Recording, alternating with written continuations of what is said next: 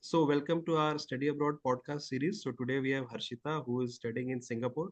So, we'll be knowing about her journey from Kolkata to Singapore. So, welcome Harshita to our podcast.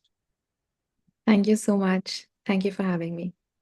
So, Harshita, when was the very first time you thought about going abroad, or there is something called abroad, there is something beyond India? Okay, a bit about myself. I have a marketing and design background. So, for the first time when I thought about abroad was back in school, actually. It's quite funny. I'm actually pursuing my master's right now, but the first time when I thought about it was when we had exchange students in my college. So that really gave me a cultural difference. Like, okay, this could be something that I could do. And studying abroad is so much fun and so much linear and so much, practical than what we are being taught here. So yeah, I mean, then I did pursue it. I mean, I did apply for it at least, and I applied for my undergraduate studies. I applied to my bachelor schools, like I applied to five UCAS schools and two Singapore schools. I got accepted to all, and there was a lot of like formalities, essays, you know it. So yeah, but then everything was done, like my tickets, my visa, everything was done. But the COVID spiked a lot. It was receding, but it then spiked a lot. So I had to, cut it down because my parents were actually very scared.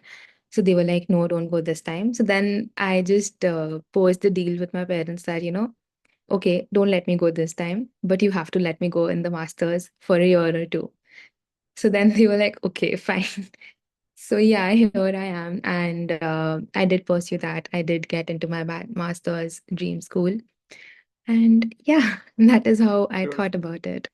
That sounds great. So, during COVID, I think this happened to a lot of people that, they couldn't Yeah, go or they came back probably in the middle of their studies. So, yeah, nothing very new here as such because a lot of people suffered. So, but it's good that you kept pursuing your dream and finally you executed it for your masters at yes, least, not bachelor's. yeah.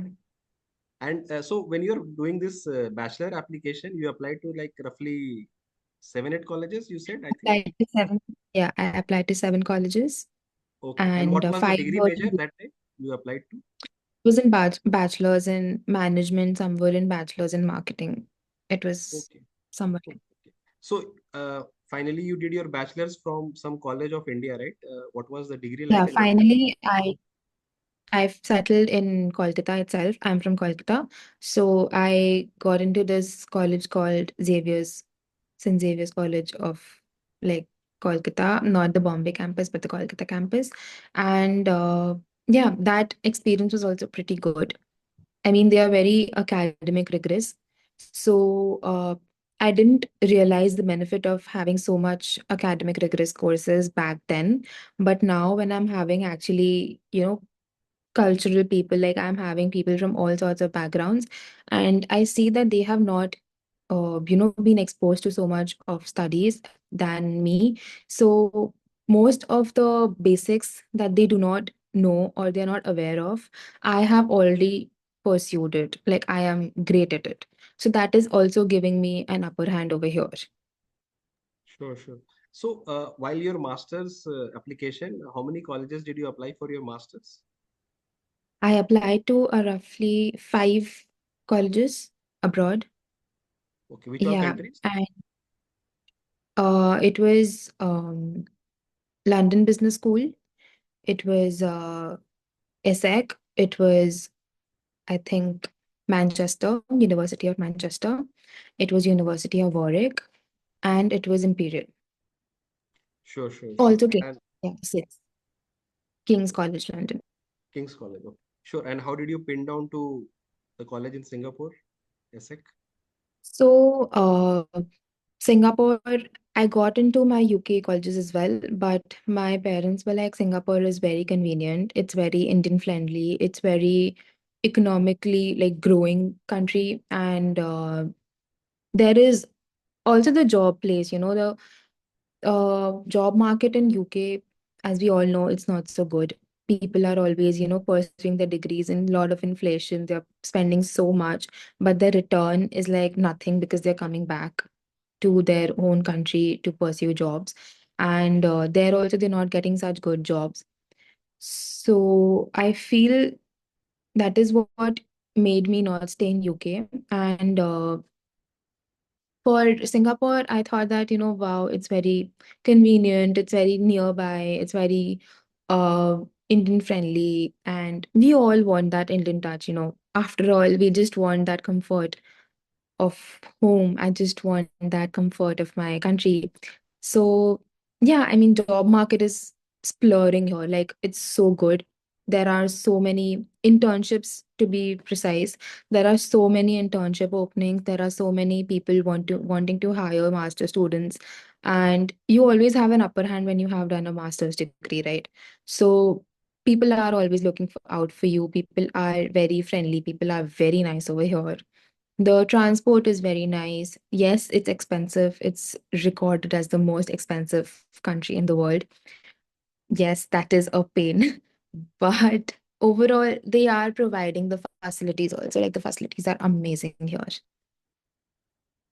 Yeah. Sure, sure, sure. That's good. Good to know. Uh, so once you started applying to these colleges, you had to write some test like GRE, TOEFL, etc., GMAT, anything like that? I took GMAT, yes. I took GMAT and I scored a score of 750. So yeah, I mean, it was a necessary for all the colleges. And no English test was needed for your case? No, GMAT suffices. Like if you have GMAT, then you do not need to take IELTS. But I have taken IELTS for my undergrad, Sure, sure. and So you I have all the scored experiences. yeah.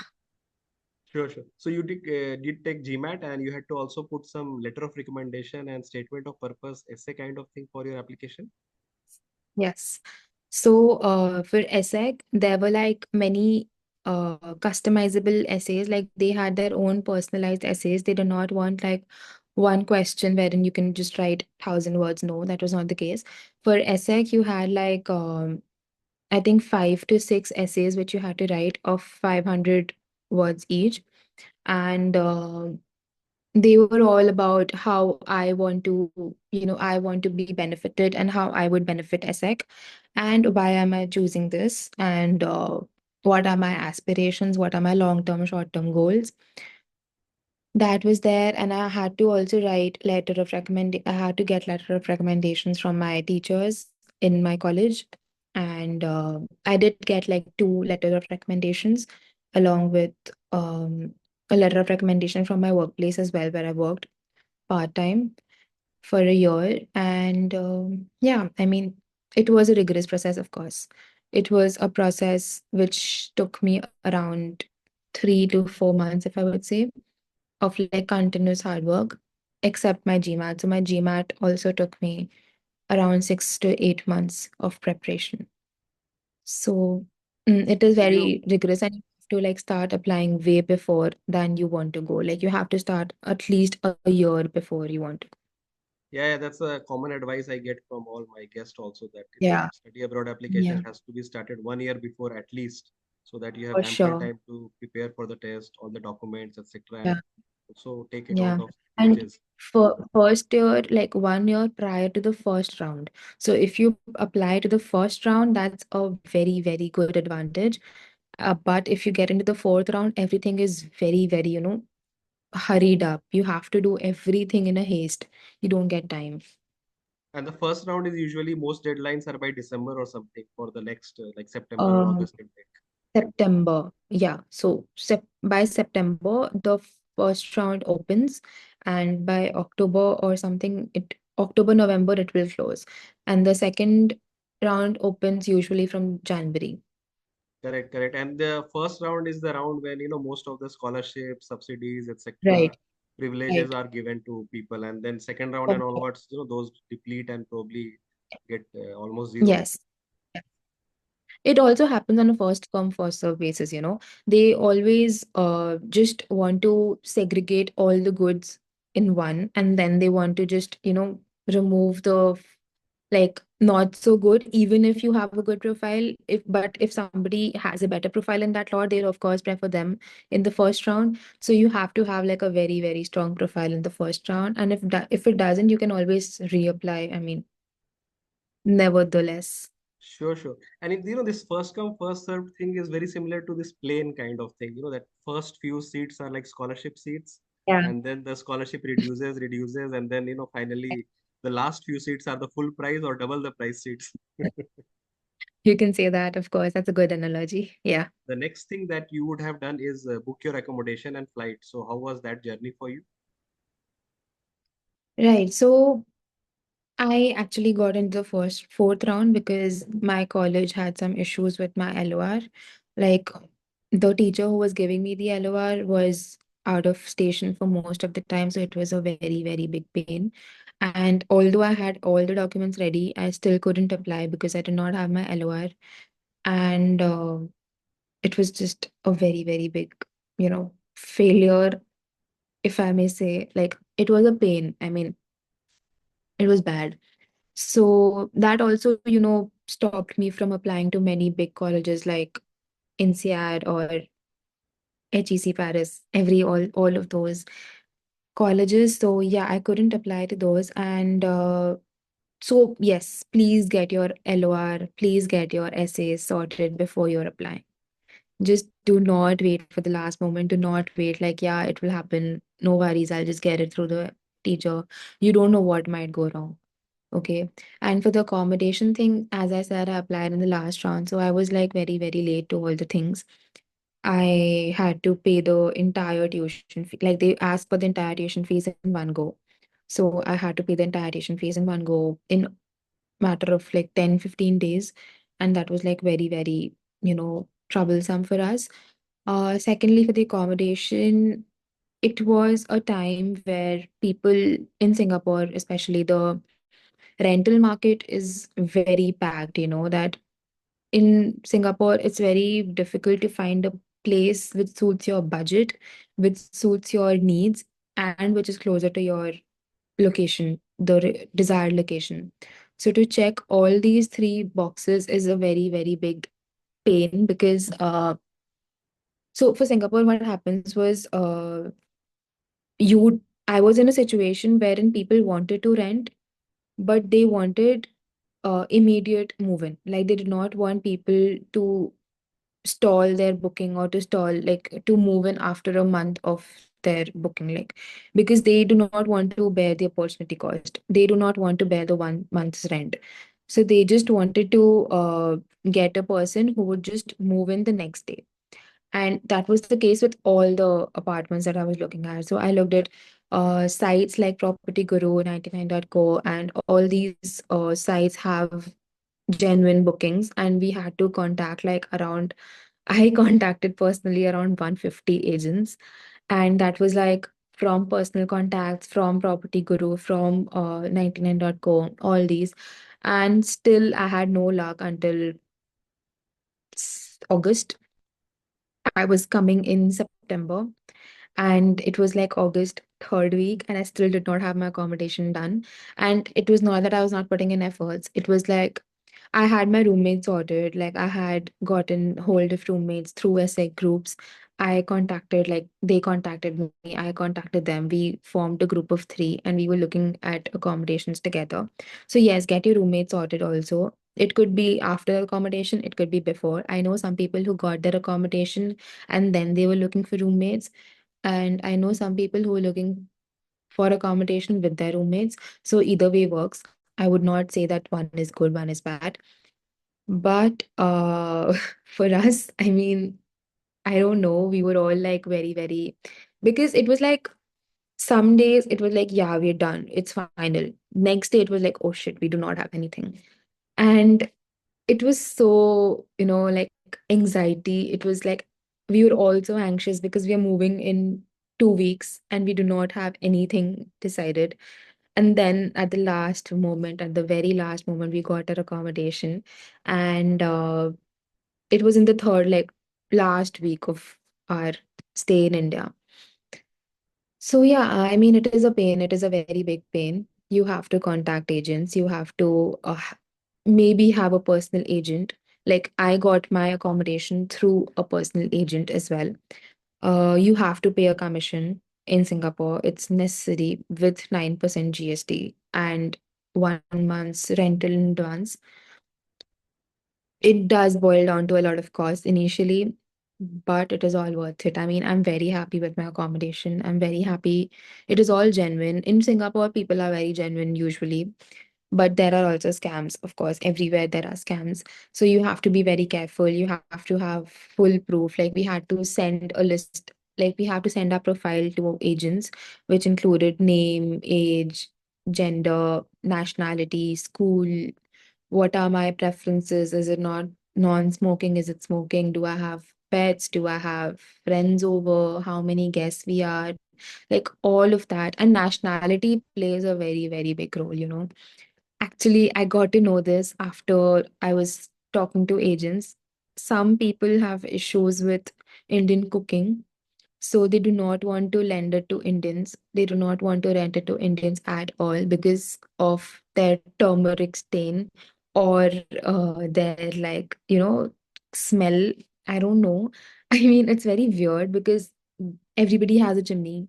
Everybody has a washcloth. You can just wipe it off. I mean, it won't stain. It's fine. I mean, they have their own preferences.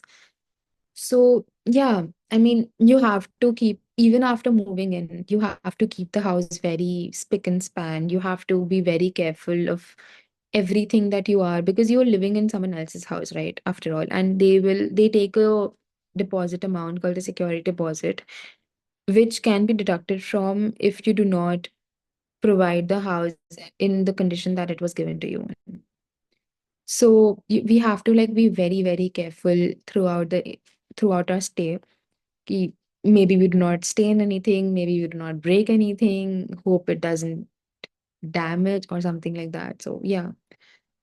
And yeah, that is my accommodation. Sure, sure. And which flight did you take to Singapore? Flight, it was Indigo. It was the normal direct flight to Singapore. Yeah. And you had like a bunch of people traveling with you, or you traveled solo? I traveled with my parents. So my parents came here and stayed for like 3, 4 days to get me all settled in and to get a taste of Singapore, of course. I mean, yeah. So they went after 3 days. Yeah, 3, 4 days. So this was the first time you were in Singapore, or you have been there before? So I've been to Singapore 10 years earlier. So it has like completely changed, completely changed. So yeah, that was fun. Sure, sure, sure, sure. And what were the major changes that you saw, like once you landed at Changi Airport? The Changi airport in itself, like, The wow. jewel. The Jewel we couldn't go actually because it has stipulated working times. It is from 10 to 10. The Changi airport, oh my God, it justifies its name of being called the most beautiful airport in the world because it's so beautiful. They have like fake gardens which look so real, and you can just spend your entire day there. Like you will not at all regret your layover in Singapore, let me tell you this. I mean, I could stay my entire day in Singapore Changi airport. And Jewel, of course, I want to go to Jewel another time. Like it's so pretty. They have a fake fountain, like they have an entire big fountain. It's so pretty. And yeah, like Singapore in itself, it's so beautiful, yet so modern, yet so clean, yet the people are so nice. Everything is very, very nice in Singapore. Like the rates are justified, I swear. I love it. I'm in love with Singapore. Yeah. Sure, sure. And after you settled and came to your accommodation, you had to probably do your cooking, cleaning, etc. by yourself. How are you adjusting to that? Mm. That, that is a task, like that is an attack. I mean, for a student who has never lived alone, who has never lived by herself ever. Like she's always been surrounded by pampering, by servants who would do her job. And I mean, yeah, it was a very, very big change for me. And now it's fine. Now it's all okay. But in the first month, to actually cook your own meal, to clean your own room, to clean the house. Like we take turns to clean the house, then to clean, like to keep clean your washroom as well, then to do your laundry, then to like dry and fold and then iron your clothes, along with managing all the strict deadlines, all the classes. Like I have classes, three lectures in one day and every day, like almost two lectures every day, but some days there are three lectures also, and they are all like 3 hour long. So traveling also takes about an hour or two. So I would actually spend 12 hours out of my house. I would wake up at 6:30, then I would come back home at around 9:30. And then you have to also get groceries over the weekends or over the weekdays if it's necessary. So it is a very, very big chore. I mean, managing costs, living properly, doing all your tasks, it is a very, very big chore. And it was not that I did not know how to do it.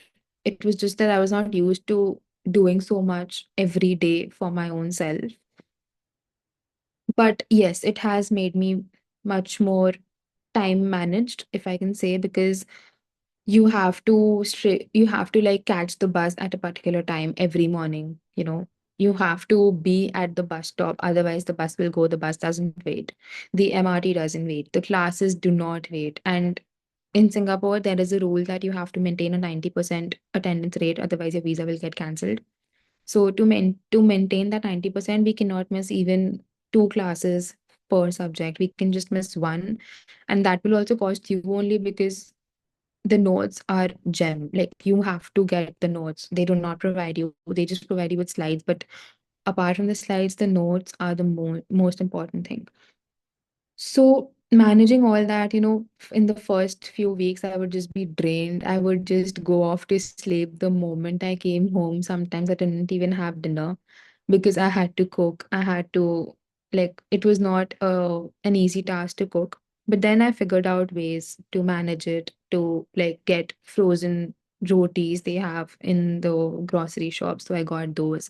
Then I got some packaged food, of course. Packaged food will like you will live on packaged food if you're living abroad. I mean, my mom dehydrated like curries and all vegetables to give it like to courier it to me so that I can just put hot water and I can have my own sabzi. So yeah, I mean, I am a person who loves home cooked food. I always live on home cooked food. I cannot have like restaurant style food every day. I just can't. It is not me. So my mom made an effort, of course, a very big effort, and I'm grateful for her. She just dehydrated all the curries, she dehydrated all the gravies, and she sent it to me. So I have to cut some paneer, and paneer is available here. They have an Indian market here. So paneer is available here. You can get paneer, and then you can just put the paneer and boil it up, and you're ready. Like, how easy is that? So main part of cooking is you have to wash your own utensils. Okay. So that is not possible when you have to rush because it takes time. And we have a dishwasher, but electricity cost does not allow us to use a dishwasher, of course. So yeah, you have to like, be adjusting. You have to get some loopholes to manage it. I mean, you have to work through it. I mean, now I'm settled. It's been 2 months since I'm here. And now I can say that, it's not a problem anymore. I can manage it. I can do everything on time. Yeah. Sure, sure. Your accommodation is close to your college, or is it a bit far? It's not that close. We did not choose a nearby location because our college is on the west coast, which doesn't have much things happening around it. It's like a little away from the main city. So we decided that because all the nearby locations were all either out, like out of stock. I mean, there was no openings there, or they were expensive. They were very expensive. So we decided that if we have to like tra even if we were in that area, we had to travel 40 minutes from wherever we were getting. So we just thought that, why not take it in the center so that you're nearer to the center as well. Like it's 10 minutes from the I can go to anywhere, it'll take me 15 minutes. So that is one thing. And my college is not that far, like it's 35, 40 minutes. I mean, Singapore is very small. It doesn't take time to travel from one corner to the other. So 40 minutes, 45 minutes takes to reach the campus in rush hour. In normal afternoon times, it takes us like 30 minutes and we Sure, are sure. in college. So yeah. Okay, Harshita. So my next question to you is, there are usually some part-time jobs and internship opportunities for students who study abroad, right? So in your college Right. or in your community, is there anything like that? Are you planning to do some? Yes. So in the first month, nobody was actually looking for part-time because they were all settling in. But now that we're all settled in, we want to, cover our costs. It's for the daily expenses. I mean, everybody wants something side income. So with our strict schedules, like as I said, I'm 12 hours into college and it is a little difficult for us to find jobs which are flexible with their timings. Some days we do not have class, some days we have class, some days we have only one class. Uh, so yeah, we are looking for flexible jobs or flexible internships, if I may say. There are like babysitting jobs if you want income, like they provide you with a lot of income. Like they provide you with $20 per hour, which is a lot. $20 per hour. So if you work like one day for 4 hours, you get $80 as it is.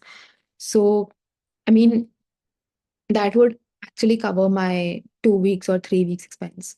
So to work is mandatory if you're living in Singapore. You cannot cover costs without working. So, yes, I am also looking for jobs. There are sites, there are apps which you can register in, which you can explore, and you can get jobs over there. And it's good if you get jobs, honestly. Like, it is important for you to work. You have to get your disposable income and you can just spend it. You won't feel guilty after spending it, honestly. And if you want to save, of course, you're welcome. Sure, sure, sure. And what are your future goals for the next few years? Okay, so I haven't mentioned it yet, but I'm also a freelance designer. I started it when I couldn't go to my college, as I said, in my undergrad. And it was actually a very, very side thing that I did. I was very bored during the lockdown time. And I was just like, why not just explore this app called Figma? My brother actually introduced me to Figma and he was like, just explore, just do whatever you want. And I was like, okay, fine. And then I had never tried designing. So, yeah, I mean, that is where I learned the app. Then I got into Adobe. I got into all the suites of Adobe and I loved designing. Like I just loved it. So then I thought of it as a business. Like why not? People I actually saw that people are actually looking for designers to do their graphics and to do their invites and to do all of their, menial Canva. That time Canva was not at all there. It was not there. So like it was not there in the market, if I may say. It was not that popular. So then people were like, can you do this? Can you make me an invite? Can you make me this? I was like, why not start a career out of it? So then, yeah, so then I started freelancing and stuff. Yes, so designing would be one of my uh, pursuits, if I may say, like one thing to like, which I can, of course, pursue in the future. Something in marketing. I am looking for luxury marketing roles here for jobs for management, luxury brand ambassador, luxury brand marketer. All of those roles really appeal to me because luxury is a game. Like, just build your brand and then sell it at whatever rate you want. That is luxury. You do not justify the rates. You do not. Like, you just maybe make a brand which is so well known that people are ready to pay for it just because they want to own you. How cool is that? So yeah, that really appeals to me. Also, L'Oreal, like L'Oreal is a game changer. Every household you see, every household has a L'Oreal. Like you will see a L'Oreal shampoo, a L'Oreal, anything like a L'Oreal, maybe hair dryer. You will see everything of L'Oreal in somebody's house. So I want to also, have an experience there. I want to step into their industry and I want to see how it works. So maybe an internship over there would be great. And yeah, I mean, anything in luxury, anything in design, anything in marketing. Yeah. So, my last question to you is, what advice would you give to younger yourself or the people who are aspiring to study abroad and things like that from Singapore or anywhere? I would just be to, find your knack, find your uh, USP, if I may say. Because for me, design was a very big USP. And in my college applications also, if you want to study abroad, then you have to have a USP. You cannot be another herd following person. You have to stand out because people want, like, I have spoken to my dean also of ESSEC Business School. He said that we get like thousands of applications, and to find an application that really stands out is what we're looking for. Because in this business school, you have to stand out. You cannot be a normal average person. You have to, and nobody is average, if I may say. Nobody is average. Everybody has that own USP. They just have to figure it out. You sometimes face like backlashes, but you get that in your journey. And when you get that, you have to make the most out of it. And yeah, so the earlier you make the most out of it, the better your career might be. I mean, you will not face that many backlashes, if I may say. You will, of course, face backlashes, but not as many. You'll not struggle that much because I know people who have done their colleges, who have done their bachelor's degree, but are still not, clear as to what to do. Even after masters, I know so many people who are not clear as to what to do. I was not clear as to what to do when I was gonna like apply for my bachelor's, or I was applying bachelor's. It was during my bachelor that I actually got into it. So you have to stand out. Like you have to, in your college applications, in your essays, you cannot just chat GPT it. You cannot do that. I mean, it has to have that personal touch. It has to have your own anecdotes, and that ChatGPT cannot. Like, that is one aspect where it cannot step in because human touch is what we all need, right? To feel relatable. This podcast is happening because other students can feel relatable. So, everybody has their own journey. Some people relate to it, some people don't, but they all want to hear it. Okay, so they all want to get a sense of, okay, this is what it is. And to show that what you've gone through in your life, what you've gone through in your academics is something that would really make you stand out. And another thing is when you come here, when you actually make it to your dream school, you meet so many new people. I am meeting so many new people from that, so many new nations. Like I'm meeting Turkish people, I'm meeting French people, I'm meeting American people, I'm meeting Indian people from different areas. Like I've not talked to any Bombay people, I've not spoken to any Delhi people, but now I'm doing it. And it's also, I'm also speaking to some Hungarian people. So it is a very mixed kind of emotion. But at the end of the day, you realize that all of us are same.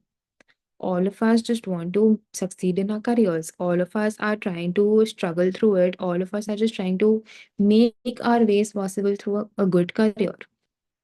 I mean, that's what matters, right? It doesn't matter where you're from. It doesn't matter what you've done. It matters what you want to do and how you're doing it. So I feel like that really plays a big role. You have to have that. knack, and whatever you're doing, be good at it. Just be good at it.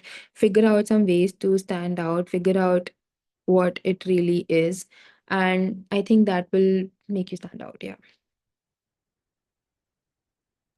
Sure, sure. Any recommendation on LinkedIn usage for students? LinkedIn, of course, is a very, very big role player now because it's like an authentication site, if I may say. It's like credibility checker, authentication checker. You just have everything on LinkedIn, and you have to have everything on LinkedIn. Um, your teachers check your LinkedIn before admitting you. Your even in class, like I know some people, if they participate a lot in class, the dean or the teacher actually goes back, the faculty goes back, and they check what the person is doing. And this is how you build a network, right? You before you're applying to your college, you get your LinkedIn checked. Your faculty does check your LinkedIn before admitting you. And you have to be consistent on LinkedIn. You have to post on LinkedIn about whatever you feel. You may feel that it's not that insightful, it doesn't matter. You have to just post it because it might be relatable to some people. It might be appealing to some people. It might be something different. Maybe not to you, but to someone else. So, l- being consistent on LinkedIn actually shows that you're interested in learning, you're interested in making networks. And that actually opens a booth for many people. I got my first client through LinkedIn on of designing. So it is a big, big player in the market today. I mean, it's not for time pass, it's not for entertainment, it's about making networks, it's about showing that yes, your life is valuable. And getting a read out of your post is a very, very big thing. And getting a compliment on your post is a very, very big thing, you know. So to just work your way through is what I would say. I'm also figuring out, I'm also like getting instances where I can post something on LinkedIn. I always look out for something that, oh, this might be a good for post for LinkedIn, and not just the blessed or grateful posts. Just just putting your certificates is not LinkedIn. Making it a platform where people want to read your post is LinkedIn, you know? So yeah. Thank you very much, Harshita, for all your knowledge sharing, insights, etc., experiences. We hope our audience have learned something from today's podcast. So have a good day. Thank you so much for having me. It was a pleasure to be here. Okay, bye.